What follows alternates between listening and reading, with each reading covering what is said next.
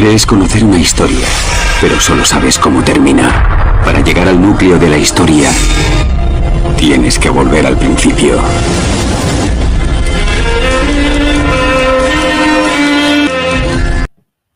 Hola y muy buenas tardes y bienvenidos a todos a este canal. Bueno, hoy vamos a tocar la segunda parte del vídeo de lo que creían estos llamados padres de la Iglesia sobre la resurrección. Y bueno, ya tratamos, os habló de algunos padres de la Iglesia. Ahora vamos a tocar más o menos otros padres de la Iglesia, aunque hablaremos también un poquito acerca de Tertuliano y Clemente de Alejandría. Y bueno, hubo otro vídeo hablando de Orígenes y Irineo y haciendo una comparativa. Porque bueno, después del debate con relación a la resurrección corporal o espiritual de Cristo, bueno, han salido personas pues a intentar desvirtuar pues lo que nosotros mostramos en nuestros vídeos, ¿no? Sin embargo, en los testigos de Jehová nunca hemos negado la resurrección de personas para vivir en el paraíso en la tierra.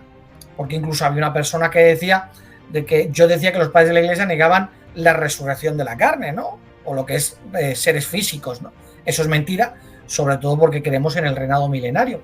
Bueno, lo cierto es que, por ejemplo, tanto Papias como Melitón de Sardes pues hablaban acerca de la resurrección en el último día. Por lo tanto, además ellos eran milenialistas, creían que seres físicos, con cuerpos físicos, iban a resucitar para vivir en un paraíso en la tierra, ¿no? Era algo que además todos creían. Bueno, si vamos, por ejemplo, a Clemente de Roma, y es interesante lo que dice. Clemente de Roma pues era también mileniarista, lógicamente creía en el paraíso de la tierra y en la resurrección en el último día. Mirad lo que dice Clemente, dice: por tanto, habiendo recibido el encargo y plenamente asegurados por la resurrección de nuestro Señor Jesucristo y confirmados en la palabra de Dios con la plena seguridad del Espíritu Santo, salieron con la buena nueva de que el reino de Dios debería venir. ¿Para qué? Evidentemente, ¿qué dice después? Entendamos, amados, cómo el Maestro continuamente nos muestra la resurrección que será en el futuro, de lo cual hizo al Señor Jesucristo las primicias cuando le resucitó de entre los muertos. Bueno, es llamativo, es interesante ver cómo a finales del siglo I, principios del siglo II, esos cristianos que venían de lo que es el cristianismo puro, el cristianismo bíblico, que decían, o de qué hablaban, del futuro reino de Dios. Hoy día la cristiandad apóstata no habla del reino de Dios. Clemente de Roma sí hablaba del reino de Dios. Y desde luego en la resurrección, en el último día, para vivir en un paraíso en la tierra, ¿no? Es curioso que hoy día los testigos de Jehová sí hablamos del reino de Dios. Mateo 24:14 dice que se tendría que hacer hasta que llegase el fin. Y somos los únicos que lo hacemos, y vemos a Clemente de Roma pues también hablando del reino de Dios. Cuestión que no hace la cristiandad, que lo único que sabe decir es amén, Jesús viene pronto, o simplemente, pues bueno, lo que vemos al catolicismo, pues besando yesos o soplando velas. Bueno, con relación a Justino Mártir también es interesante, y lo vamos a analizar un poquito en griego lo que dice. Mirad, dice: pero de la misma manera que Jesucristo nuestro Salvador, hecho carne por la palabra de Dios, tuvo carne y sangre para nuestra salvación. Bueno, aquí viene en la última palabra subrayada, viene la preposición huper, que se puede traducir por el bien de, a través o causal, o por causa de, en lugar de. Y desde luego cuando hablamos de hiper, más genitivo, tiene su significado a la luz del contexto inmediato, pero su idea es en favor de, entendiéndose como por causa de, con el propósito de. O sea, hablando de que eso se hizo o estuvo con la carne para cumplir un propósito, ¿no? De hecho, Jacob Elsner notó investigando diferentes escritores griegos del pasado, dice que notó que esta preposición usada en genitivo significaba finalidad, y era algo que él notó que ciertos escritores del pasado lo usaban en ese contexto, ¿no? Es algo llamativo, es algo curioso y algo bastante determinante para entender porque esa palabra la usó Justino Mártir, ¿no? Y de hecho, por eso vemos que aquí Daniel Ruiz Bueno, porque esto es de su libro, vemos que lo traduce como tuvo, porque entiende perfectamente que esta palabra se usó para hablar en pasado. Jesús tuvo en pasado carne, ¿para qué? Para cumplir un propósito, en este caso entregar su vida humana en sacrificio, y desde luego para poder resucitar en espíritu. Bueno, de hecho luego, después de decir que si alguien cree que si hay algún cristiano que dice que cuando uno muere su alma va al cielo, que no se le tome como cristiano, que no es un cristiano, aunque desde luego él no tenía un punto muy o totalmente equilibrado al respecto.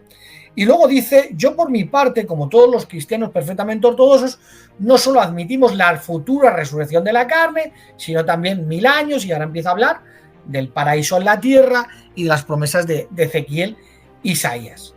Por lo tanto, Justino Mártir es claro con relación a era milenarista de la resurrección, evidentemente en el último día, de personas para vivir en el paraíso y lógicamente de personas para vivir en el cielo. En este caso, aunque no lo comenta, no entiende que Jesucristo resucitará con su mismo cuerpo, porque habla de Jesucristo en pasado, ¿no? Con relación a que tuvo carne en pasado para cumplir un propósito, y esta palabra hiper más genitivo es que es muy claro.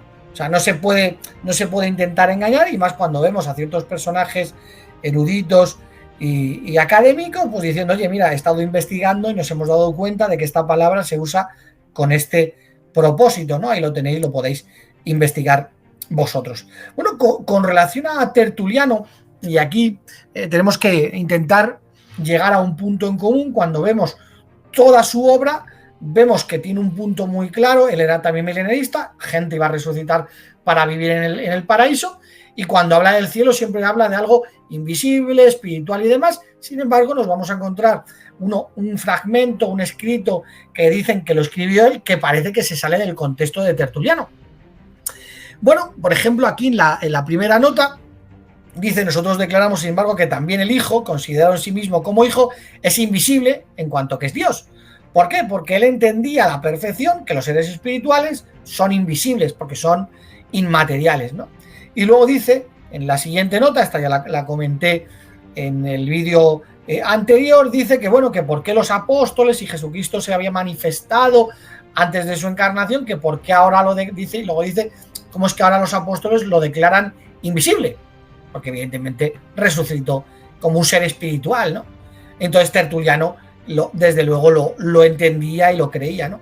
Bueno, también algo que tenemos que intentar para llegar a una comprensión de los escritos de Tertuliano, es que Tertuliano se hace cristiano sobre el año 185, y sobre el año 199 aproximadamente, es lo que se cree, es que se pasó al montanismo.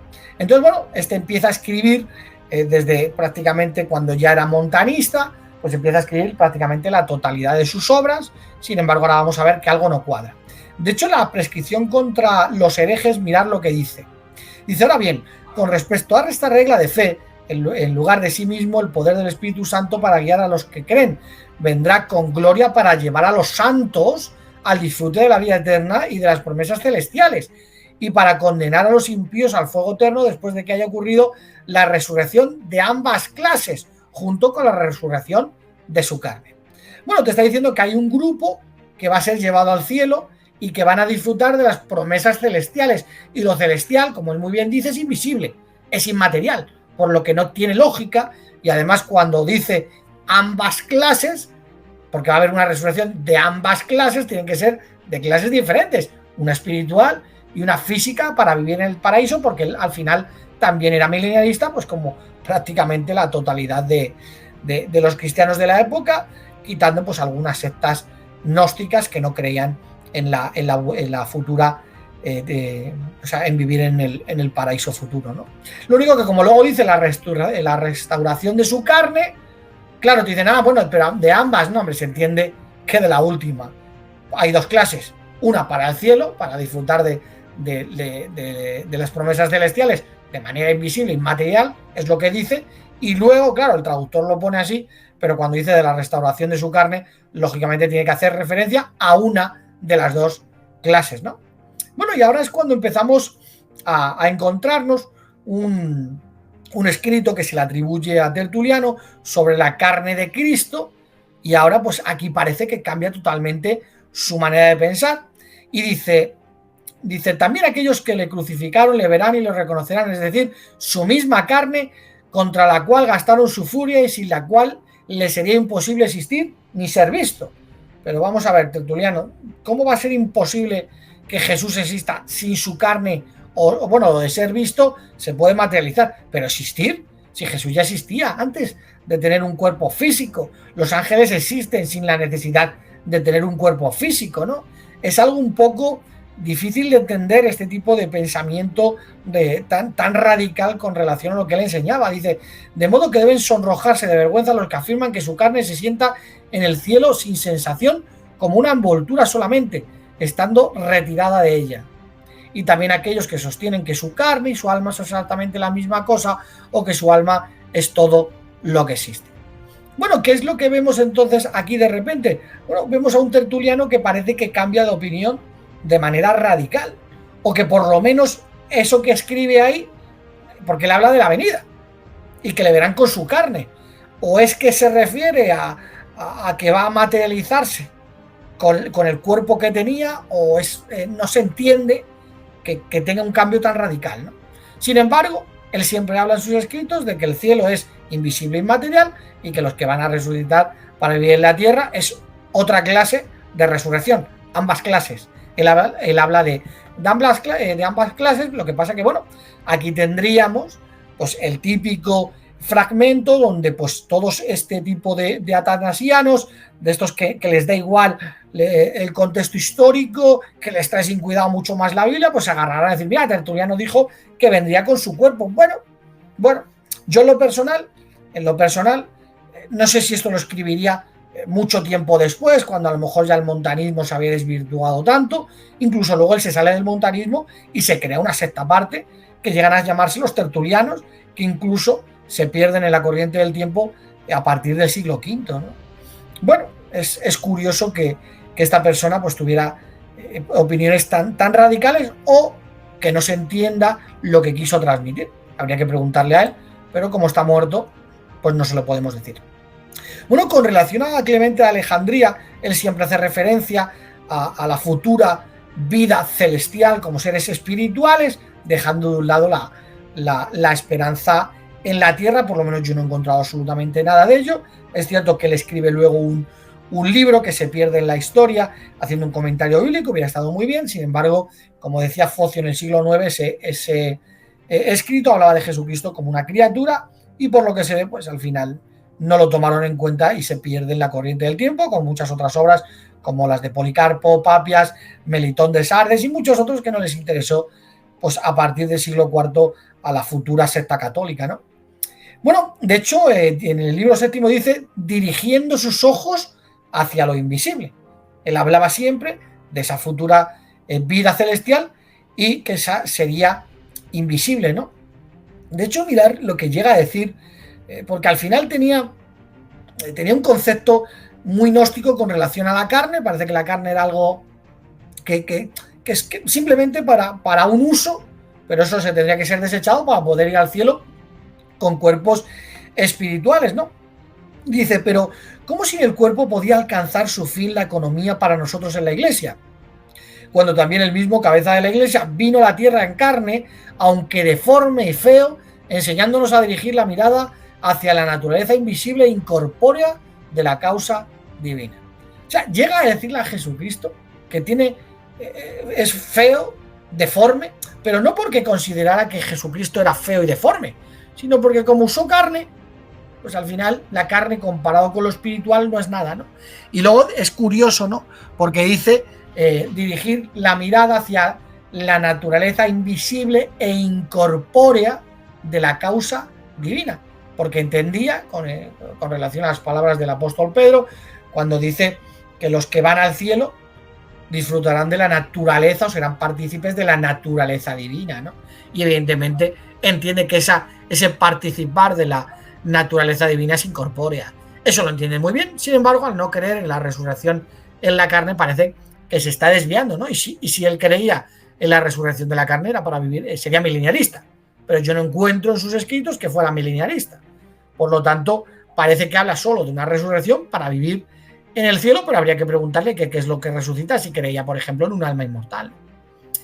Dice, bueno, claro, luego Orígenes, por ejemplo, ya lo vimos, pues da una explicación un poco extraña, pero la da. Y luego pues termina diciendo, y se llama nombre de Dios, además el Hijo actúa tal como ve la suma bondad del Padre y es llamado Dios Salvador, principio de todas las cosas, que es copia del de Dios invisible, la primera y antes de todos los siglos, y que moldeó todas las cosas nacidas después de ella. Bueno, está hablando de Dios invisible, y luego pues los siguientes párrafos pues vemos que sigue haciendo referencia de que Dios es invisible, aunque es cierto que él creía que Dios el Padre era un ser totalmente separado de Jesús. Sin embargo, tendríamos en todo caso a un Jesús físico en el cielo, y enfrente tendríamos a un Dios Padre separados como seres diferentes, espiritual. Sin embargo, él no creía eso, creía que Jesucristo resucitó de nuevo a su vida espiritual, ¿no?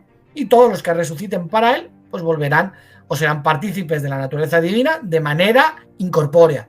Es que lo dice tan clarito que es imposible el poder llegar a negarlo, ¿no? Bueno, de repente llegamos a Atenágoras, aquí lo podéis leer, no voy a hablar, y bueno, parece que había una corriente de personas pues que incluso decían pues como que cómo iban a resucitar las personas con cuerpos si los cuerpos ya se habían perdido. Era como que la gente, o había personas, él habla de Platón, Pitágoras, personas que tenían ese tipo de filosofías que hablaban de la descomposición de los cuerpos, diciendo esos cuerpos ya no pueden ser. Bueno, al final él lo que viene diciendo que aunque es verdad que los cuerpos se han disuelto, que los cuerpos se han corrompido, pero que Dios va a resucitar a la misma persona. Claro, cuando te habla, incluso te habla de un cuerpo nuevo, pero en el sentido de que yo lo que le entiendo cuando él escribe diciendo, bueno, va a resucitar la misma persona, porque yo es que Atenágoras también era milenialista, y lógicamente tú ves a la misma persona, y aunque Atenágoras entendiera que es exactamente una copia del cuerpo, que Dios tiene poder suficiente para hacer lo que le dé la gana, sin embargo no tiene que coger ese cuerpo disuelto y volver a juntarlo, ¿no? Simplemente volver a formar un cuerpo físico, ¿no? Un cuerpo físico para la persona que fue en sus días una persona que murió y se disolvió, y bueno, pues lo podéis leer ahí un poquito todo. Bueno, vamos a seguir analizando ahora Teófilo de Antioquía. Es muy interesante lo que dice Teófilo, posiblemente, aunque habría alguna cosa que tendría que explicar Teófilo, posiblemente, claro, es el que de manera más clara dice la realidad, ¿no? Vamos a empezar a leer. Dice Teófilo de Antioquía: entonces, en cuanto a negar que los muertos hayan resucitado, porque decís, muéstrame a uno que haya resucitado de entre los muertos para que yo crea viendo. Primero, qué gran cosa es si crees cuando has visto la cosa hecha. Luego, de nuevo crees que Hércules, que se quemó, vive. Dios ciertamente os muestra muchas pruebas para que creáis. O sea, está diciendo al final, dice, bueno, resulta que quieres una prueba para creer, perderías la fe, ya no sería una cuestión por fe. Sin embargo, pues incluso crees que Hércules, que se quemó vivo, y luego resulta que todavía sigue viviendo, ¿no? Serían personas pues filósofos que serían pues estarían pues con la filosofía griega, ¿no? Y luego termina diciendo, dice, ¿y qué? ¿No está ocurriendo una resurrección de semillas y frutos, y esto también para el uso de los hombres? Una semilla de trigo, por ejemplo, o de los otros granos, cuando se echa en la tierra, primero muere y se pudre, luego se levanta y se convierte en un tallo de maíz. Y todas estas cosas las efectúa la sabiduría de Dios para manifestar aún por estas cosas que Dios es poderoso para efectuar la resurrección general de todos los hombres. Y si fueras testigo de una vista más maravillosa, lo que puede probar una resurrección no solo de los cuerpos terrenales, sino también de los celestiales. Considera la resurrección de la luna, que ocurre mensualmente, y luego pone ejemplos. ¿Qué está diciendo? Dice, lo que puede probar una resurrección no solo de los cuerpos terrenales, sino también de los celestiales. Por lo tanto, que creía Teófilo de Antioquía que iba a haber una resurrección, tanto para vivir unos seres para vivir de manera celestial, para vivir con cuerpos inmateriales, seres espirituales, y otros resucitarían para vivir evidentemente en la tierra hecha un paraíso. De hecho, bueno, en la siguiente nota es clara, era milenialista, y mirad lo que dice, hablando dice, y Dios mostró gran bondad para con el hombre en esto, en que no le permitió permanecer en el pecado para siempre, pero, por así decirlo, por una especie de destierro, echarlo fuera del paraíso, para que, habiendo expiado por el castigo dentro de un tiempo señalado el pecado y habiendo sido disciplinado, sea luego restaurado. Y luego dice, y el segundo se cumplirá después de la resurrección. Bueno, vamos a leerlo entero por el cual también, cuando el hombre fue formado en este mundo, está místicamente escrito en el Génesis como si hubiera sido colocado 2 veces en el paraíso, de modo que el uno se cumplió cuando fue puesto allí y el segundo se cumplirá después de la resurrección y el juicio. Bueno, ¿qué está enseñando Teófilo de Antioquía? Bueno, pues que va a haber una resurrección para vivir en el cielo, una resurrección espiritual, y después va a haber una resurrección física para vivir en la tierra. Era milenialista. Nos damos cuenta ya de que tenemos a Teófilo, a Tertuliano, a Ireneo de León, a Justino Mártir, de que querían que un grupo iba al cielo y otro grupo iba a la tierra. Sin embargo, es cierto que Ireneo consideró, o es lo que tenemos en sus escritos, que los que iban a ir al cielo iban con cuerpos físicos, pero tanto Tertuliano como Teófilo de Antioquía y Justino Mártir no entendían eso. Nos damos cuenta de que nuestra creencia está firmemente establecida en tiempos, en el segundo siglo, aunque hubiera apostasía, hubiera mala hierba, pero podemos detectar, podemos arañar nuestras creencias y cómo las creencias de la satánica cristiandad no están ahí. Ellos creen otra cosa, otra cosa.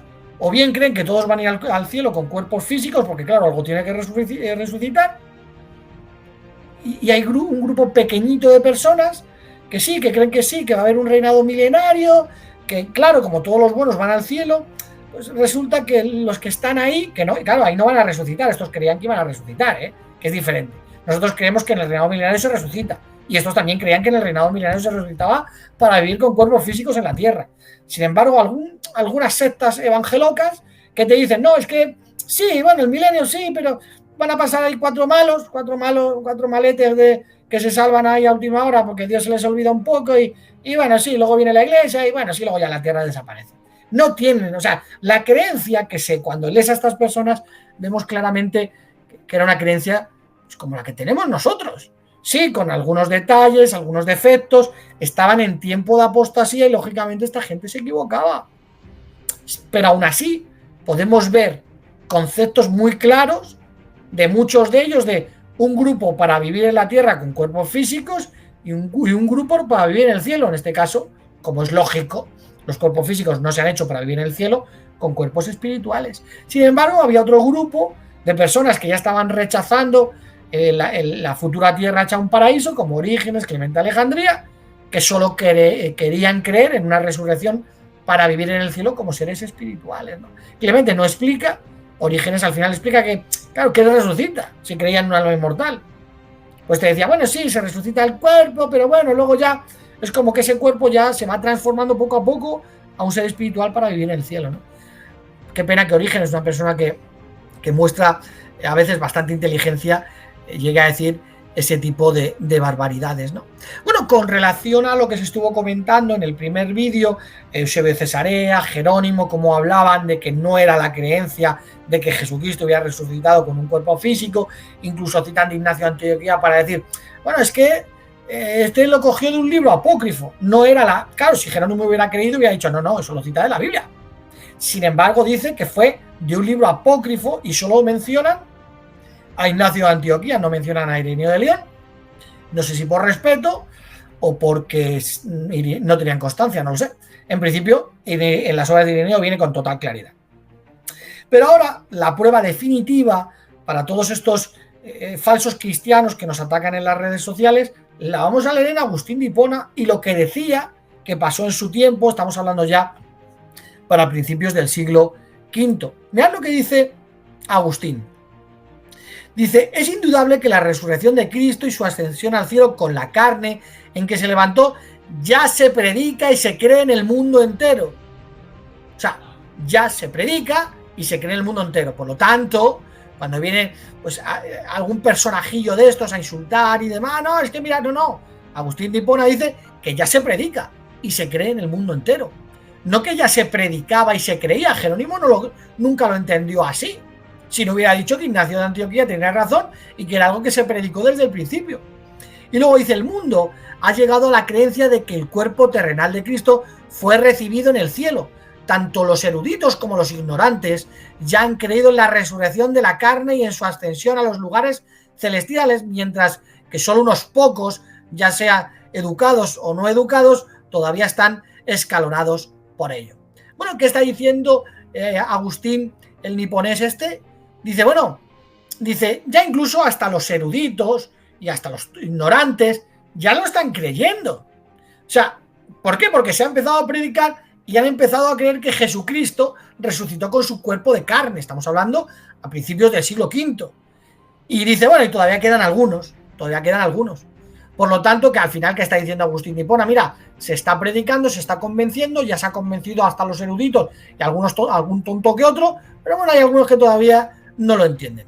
Y luego dice, lejos de nosotros temer que la omnipotencia del Creador no pueda para la resurrección y la reanimación de nuestros cuerpos, la reanimación al más puro estilo egipcio. Los egipcios guardaban sus cuerpos, los momificaban, porque luego el alma tenía que reanimarlo. Estos no creen en la resurrección de la carne, o sea, no creen en la resurrección, creen en la reanimación de los cuerpos, nosotros en la resurrección de los muertos.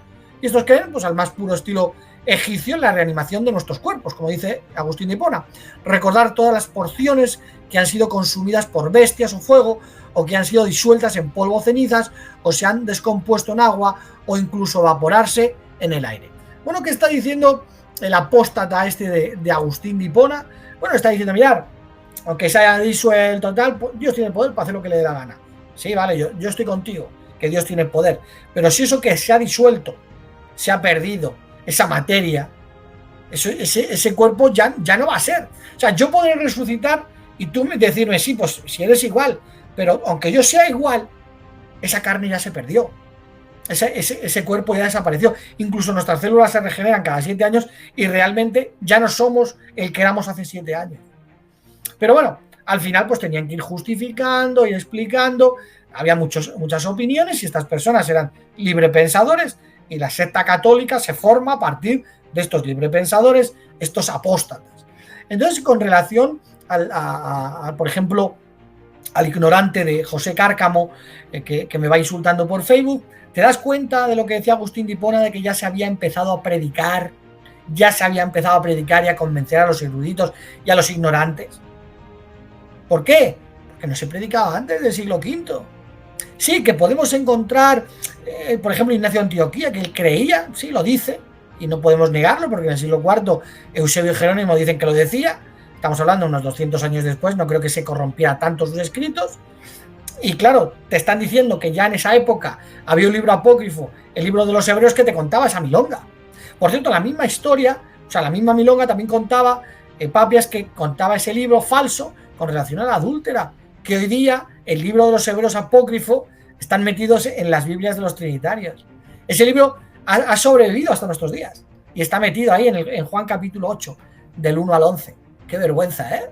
Que tengan un fragmento de un libro apócrifo, el más famoso, el más conocido y el más usado por los gnósticos, que incluso pues contaminó a Ignacio de Antioquía.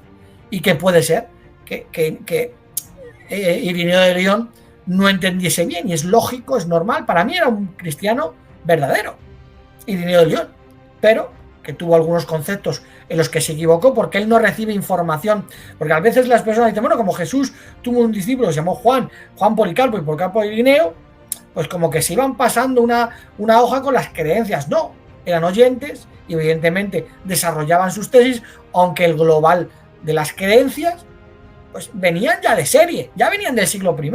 Por eso vemos creencias muy similares a las nuestras, que las creían en su totalidad, pero se empiezan a desvirtuar poco a poco. Con relación a lo que estamos viendo, ¿qué creían estas personas?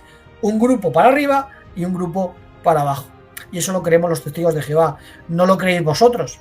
Al final, pues bueno, Babilonia va a caer con sus mentiras.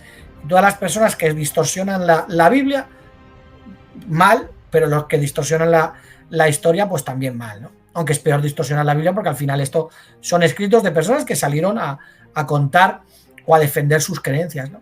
Sin embargo, porque este canal yo simplemente preferiría hablar de la Biblia, no tanto de historia, pero al final la historia de los llamados padres de la Iglesia es un fenómeno que muchas personas les llama la atención y que investigan.